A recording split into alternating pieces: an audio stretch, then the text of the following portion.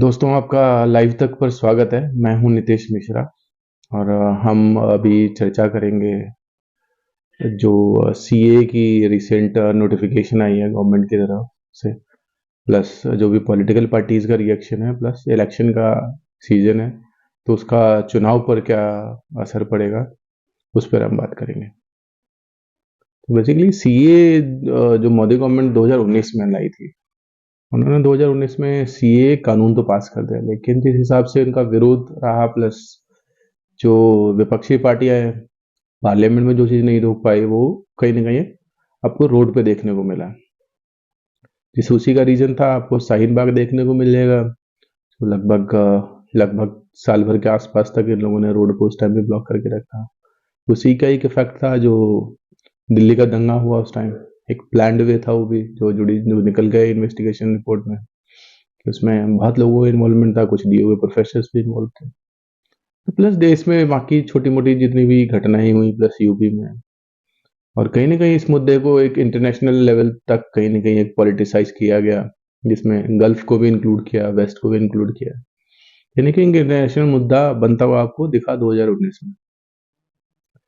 अब एक कोविड सबसे बड़ा रीजन था जो उस टाइम कहीं ना कहीं सीए मुद्दे को थोड़ा सा ठंडे बस्ते में जाना पड़ा। अब आते हैं, अब जब इलेक्शन ईयर की बात करेंगे, जो गवर्नमेंट ने कहीं ना कहीं 2 साल, जो 3 साल का समय लिया, होल्ड किया उन्होंने रूल्स नोटिफाई करने में, वो कहीं ना कहीं इलेक्शन से जस्ट कुछ दिन पहले ही उसको नोटिफाई करना, कहीं ना कहीं ये तो दिखाता ही है कि गवर्नमेंट कहीं ना कहीं असेसमेंट कर चुकी थी कि इसका उसको क्या इम्पैक्ट मिलने वाला है ऑन ग्राउंड।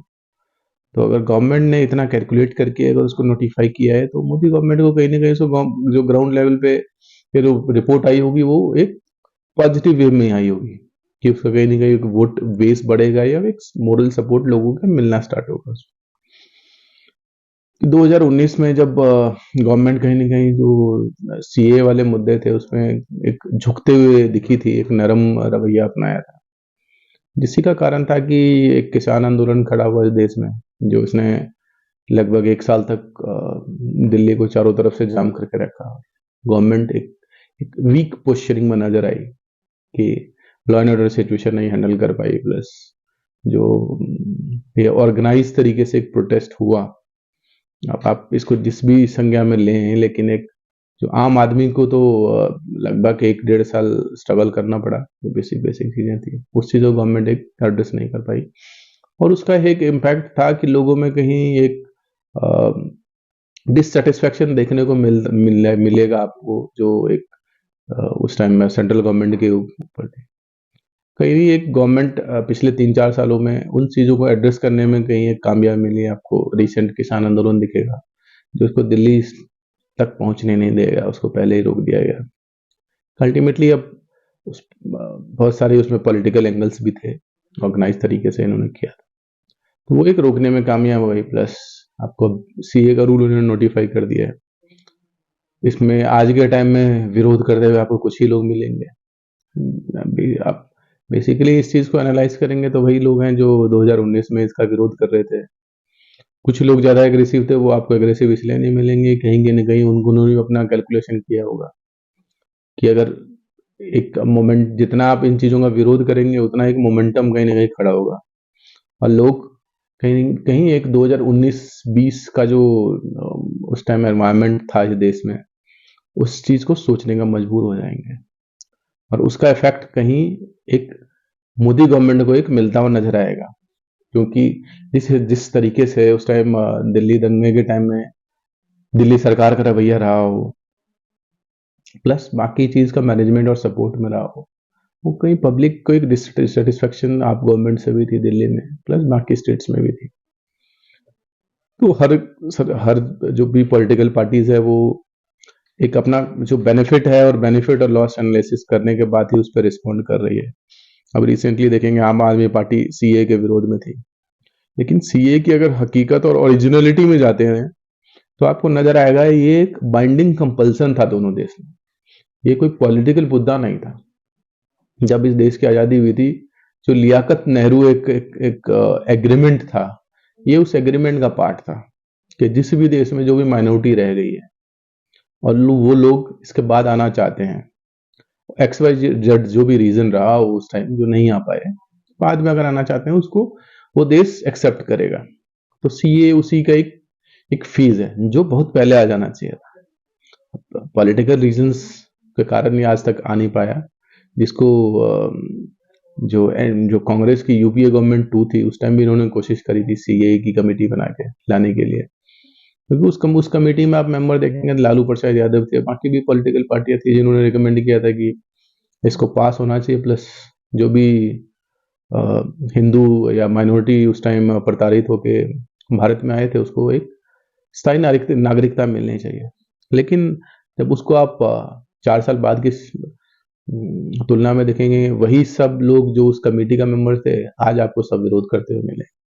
खैर, इसका अपना एक पॉलिटिकल कैलकुलेशन है, जो लोग अपने पॉलिटिकल मैथमेटिक्स जो पॉजिटिव है उस हिसाब से लेके चलते हैं।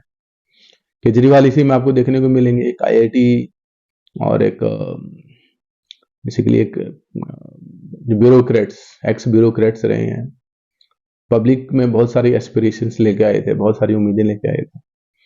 कहीं ना कहीं 10 सालों में डेवलपमेंट और बाकी मैनेजमेंट में तो कुछ केजरीवाल का दिखा नहीं।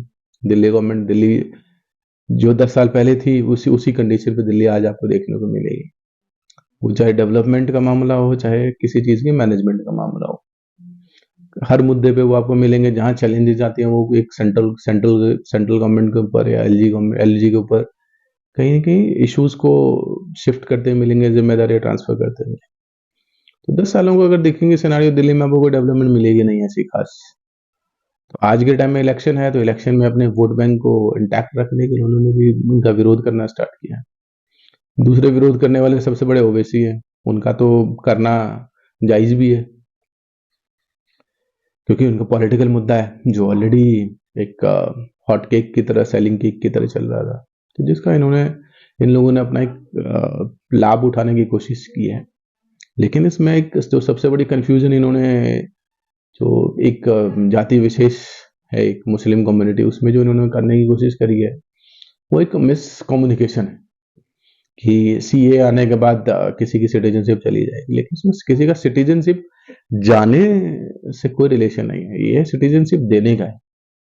और देने का भी वो नहीं है, बेसिकली सिटीजन तो कोई भी ले सकता है, एप्लीकेशन जो एक नॉर्मल मोड था उसमें आप कोई भी ले सकते।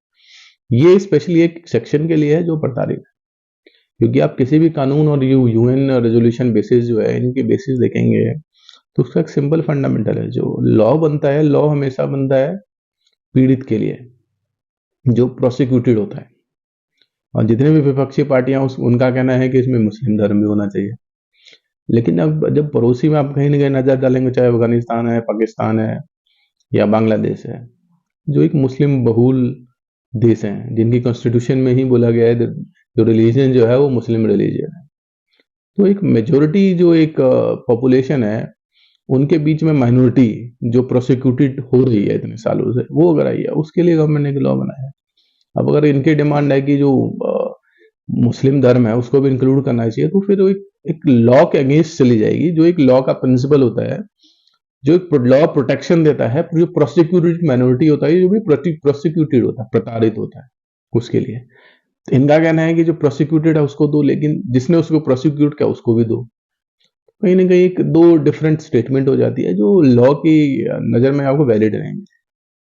यार ये एक स्टेटमेंट है, बट इसका हम ओरिजिनली देख रहे हैं, जो हमने बताया अभी डिस्कस किया, ये कि लियाकत नेहरू एक समझौता था, उसके तहत ये एक्सटेंडेड वर्जन था जो इन्होंने दिया है।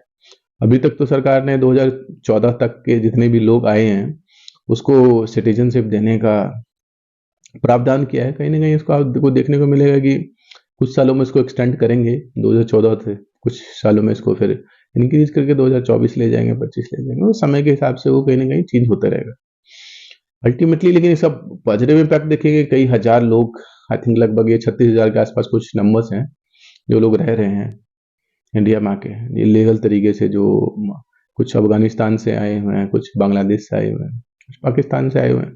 पाकिस्तान से आपको मेजरली मिल जाएंगे, आपको गुजरात, राजस्थान, कुछ दिल्ली के इलाके में मिल जाएंगे। मेजरली जो बांग्लादेश से आए हुए हैं वो आपको बेसिकली आसाम में प्लस वेस्ट बंगाल में मिल जाएंगे। तो लगभग 20,000 के करीब जो बोलते हैं वो आपको असम और वेस्ट बंगाल की तरफ मिलेगा, लगभग 16,000 के करीब दिल्ली, राजस्थान और वेस्ट बंगाल को मिलेगा। तो इसका कोई पॉलिटिकल अगर हम बेनिफिट देखें, जैसे बाकी पॉलिटिकल पार्टियां दिखाना चाह रही है कि बीजेपी का वोट शेयर इंक्रीज हो जाएगा क्योंकि सिटीजनशिप देगी उनके वोटर्स। पॉलिटिकल कोई इतना बड़ा मुद्दा नहीं है। 36,000 अगर वोट उनको मिल भी जाते हैं, उसका कितना चेंज हो रहा है, कितना इम्पैक्ट होना है, किसी एक सीट पे तो इम्पैक्ट होगा नहीं। तो ये पॉलिटिकल मुद्दा नहीं है। लेकिन अब जब बाकी पॉलिटिकल पार्टियों ने उसको बना दिया है तो ये एक सेंटिमेंट का मुद्दा हो गया। सेंटिमेंट का मुद्दा ये हो गया कि अगर आप इस तरीके से किसी भी चीज को विरोध करने जाएंगे और बाकी लोग भी उसको एक इमोशंस पे ले रहे हैं, कहीं ना कहीं फिर आपको देखने को मिलेगा। अगर ये एक मुस्लिम वोट को टारगेट करने की कोशिश कर रहे हैं कि लेने के लिए, तो वहीं नहीं कहीं एक पोलराइजेशन ये खुद ही अपने आप में क्रिएट कर रहे हैं कि हिंदू वोट जितने भी थे या बाकी रिलीजन से रिलेटेड जो भी वोट्स थे, वो कहीं एक फिर एक तरफा आपको जाते हुए दिखेगा। क्योंकि ये इस चीज का विरोध करने का एक सिंपल जो एक मैसेजिंग जाता है, वो जाता है कि कहीं के मुस्लिम सपोर्ट की तरफ। जब आप एक तरफ जाएंगे मुस्लिम सपोर्ट, तो ऑब्वियसली जो हिंदू का तबका है या बाकी रिलीजन माइनॉरिटीज हैं देश में, वो आपको उस चीजों से अलग करते हुए मिलेंगे।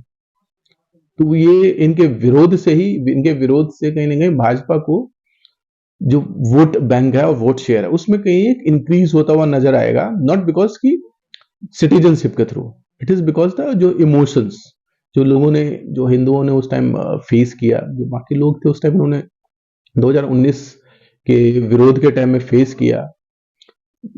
कई लोगों ने अपनी जान गंवाई, जैसे दिल्ली दंगे में कई लोग मारे गए 50 के आसपास। तो उन सब चीजों का एक सेंटिमेंट जो है वो फैक्टर काम करता है। फिर वोट पोलराइजेशन, फिर ये लोग शिकायत आपको करते हुए मिलेंगे वोट पोलराइजेशन। लेकिन इनके गणित के हिसाब से जो है ये मुस्लिम वोट को टारगेट कर रहे हैं, और इनके इसी टारगेट के चक्कर में ये हिंदू वोट को कहीं ना कहीं भाजपा गवर्नमेंट की तरफ फोर्स कर रहे हैं।